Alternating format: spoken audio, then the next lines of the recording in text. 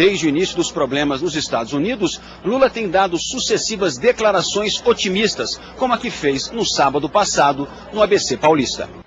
De que a crise americana, se ela chegar aqui, ela lá é um tsunami. Aqui ela vai chegar uma marolinha. Critica o excesso de otimismo do presidente. Como a receita vai despencar, é necessário que ele comece a pensar imediatamente em corte de gastos. Este economista concorda. O gasto do dia a dia, custeio, programas de duração continuada, pessoal, tudo isso vai ter de diminuir. As rádios, as emissoras de TV, a mídia em geral dá o alerta. Avisa que um maremoto de grandes proporções já foi detectado em seu epicentro e se aproxima. No entanto, o que faz a Defesa Civil, o que faz o sistema de alerta? Emite um recado contrário, tranquilizador. Diz que não se trata de tsunami, é apenas uma marolinha que vem vindo aí. O presidente criticou os que defendem cortes de despesas e reiterou que o governo manterá os investimentos, mas que vai controlar os gastos com a máquina pública. Nós não vamos investir nenhum centavo em custeio, enquanto tiver dificuldade. Mas vamos investir todos os centavos possíveis em coisas produtivas, em coisas que possam gerar empregos, em coisas que possam gerar distribuição de renda, salário e poder de compra do povo brasileiro. O governo vai dar uma mãozinha para aumentar as vendas de carros, as exportações e o crédito dos empresários. Durante a reunião do Conselho de Desenvolvimento Social, o ministro da Fazenda anunciou ainda que vai acelerar a devolução dos créditos tributários das empresas. Já a ministra da Casa Civil, Dilma Rousseff, disse que o governo vai continuar a investir em obras do PAC, avaliadas inicialmente em 504 bilhões de dólares. As medidas foram elogiadas por empresários. O presidente Lula, mais uma vez, se mostrou otimista e com discurso afinado com o ministro da Fazenda. Eu acho que vocês vão ter surpresa. Quem está apostando em crescimento muito baixo em 2009 pode quebrar a cara. Os analistas que tomem cuidado. Inteiramente na contramão de todo mundo.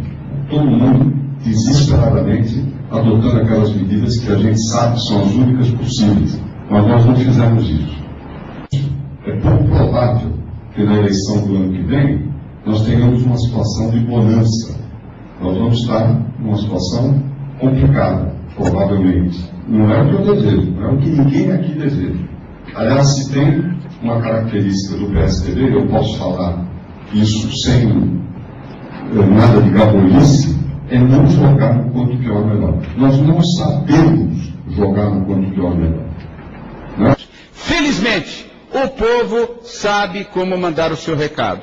A queda de popularidade no prestígio do presidente da República é um indicador. Aqui ela vai chegar uma marolinha. Marolinha porque não afeta a ele. Produção da indústria desaba. É a maior queda desde 91. Uma administração aí do governo. Crise avança com desemprego. Primeira coisa foi mandada embora. E o governo Lula atrasa as obras do PAC. É só falação e pouco trabalho. Governo Lula. Muita marola. Pouco trabalho. Democratas. Compromisso com o Brasil. Não está errado. É um erro de análise econômica. É erro. Às vezes o engenheiro constrói uma ponte e a ponte tem um defeito, né? Às vezes constrói um avião, o avião tem um defeito. No caso, eles estão errando. É falta de formação sólida e de experiência de conhecimento econômico. Candidato José Serra, gostaria de saber o que você pretende fazer em relação aos impostos. Você pretende aumentar, abaixar impostos, ou você pretende dar políticas de incentivos fiscais, que nem o PT fez quando viu a crise financeira e abaixou? Olha, em primeiro lugar, nós demos sim incentivos fiscais em São Paulo durante a crise. Incentivos fortíssimos. E, ao mesmo tempo, aumentamos o investimento público, que ficou no nível mais alto da história. E a combinação desse investimento com os incentivos que nós demos incentivos fortes do ICMS, permitiram criar, na época, garantir 1 milhão de empregos. Essa foi uma contribuição que o Estado fez na época da crise. Alguns governos estaduais, enquanto nós estávamos baixando as alíquotas de IPI, eles estavam implantando o que se chama de substituição tributária. O que é substituição tributária?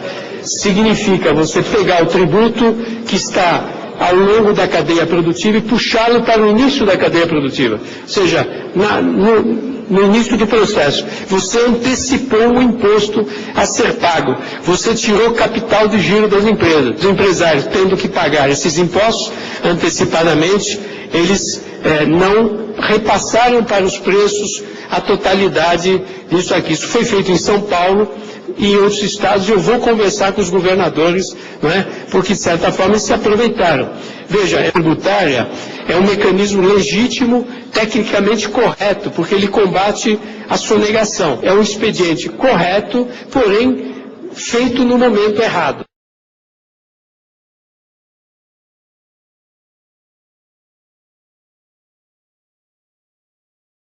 A coletiva do ministro da Fazenda, ao lado do número 1 do FMI, começou com Mantega dando um recado. A economia brasileira hoje está muito bem, principalmente no tocante aos demais países do mundo. A economia brasileira é uma das que está em melhores condições, é uma das poucas que enfrenta questões de crescimento e não questões de estagnação e de desemprego. Dominique Strauss-Kahn concordou.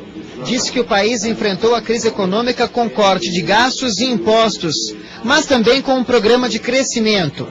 A receita, de acordo com o diretor-presidente do FMI, deve ser seguida pela Europa, que enfrenta turbulências econômicas. Para Kahn, as políticas implantadas pelo país são corretas e deveriam ser copiadas por outras economias. E quando reagiu mal. Agiu na contramão de todos os países do mundo. Inteiramente na contramão de todo mundo. Todo mundo, desesperadamente, adotando aquelas medidas que a gente sabe são as únicas possíveis. Mas nós não fizemos isso. Aqueles burros de circo pobre, o espectador falava número 4 e o burro dava 4 batatas no chão. Injusto ou não, os jornalistas perguntaram. Por um lado, o governo põe o pé no breque e o Ministério da Fazenda põe o pé no acelerador. Pelo menos essa é a sua risco que é o carro rodopiar. Porque o samba do crioulo. É uma contradição completa. Pode quebrar a cara. A verdade é que o PIB de hoje demonstra que a economia brasileira está se recuperando. Mas demonstra também que ele só caiu do jeito que caiu. Porque uma parte da sociedade brasileira entrou em pânico, porque acreditou mais nas manchetes de jornais do que naquilo que a gente falava que ia acontecer neste país. Tem gente que desativou totalmente qualquer investimento. Teve gente que deu férias coletivas no mês de dezembro. Teve gente que deu férias coletivas no mês de janeiro. E eu acho que foi um erro de pessoas que preferiram acreditar, muitas vezes, numa mentira bem contada, do que acreditar numa verdade nua e crua que estava acontecendo. Este país realmente estava mais preparado que todo o mundo desenvolvido para enfrentar a crise econômica. O futuro presidente vai ter que enfrentar a pressão da política nacional e internacional. E vem muita pressão por aí. É por isso que eu vou votar no Terra. Que me dá segurança. Porque dele eu sei o que esperar. Está errado. Vocês pensam que vocês pensam, mas quem pensa sou eu.